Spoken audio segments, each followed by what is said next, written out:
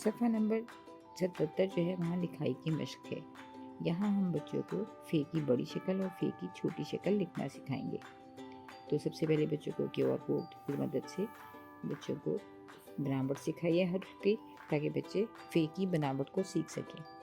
اس کو ان سے کہیے کہ پینسل کو نقطہ آغاز پہ رکھیں، تیر کے ساتھ ساتھ لکھیں، اوپر ایک نقطہ لگائیں، یہ ہے فے، اور یہ فے کی بڑی شکل ہے۔ اسی طرح فے کی چھوٹی شکل کے لیے پینسل کو نقطہ آغاز پہ رکھیں، تیر کے ساتھ ساتھ لکھیں اور اوپر ایک نقطہ لگائیں، یہ ہے فے۔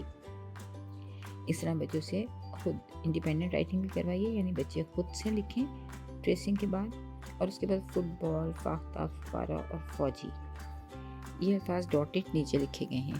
بچوں سے کہیے کہ ان الفاظ پر پینسل پھیریں، اور جب بچے پینسل پھیر رہے ہوں تو ان الفاظ کو دیکھتے ہوئے پڑھیں۔ تو اس طرح سے وہ فٹ بال، فاختہ، فوارہ اور فوجی کی لسننگ بھی کریں گے، اسپیکنگ بھی کریں گے اور ساتھ ساتھ ریڈنگ بھی کریں گے۔ تو جب بچے ان کو 2-3 دفعہ لکھیں گے اور بار بار اس کو بولیں گے تو بچے الفاظ کو پہچاننے لگیں گے، اور یہ ان کی ریڈنگ اسکل کی بہت ہی مضبوط بنیاد بن رہی ہے۔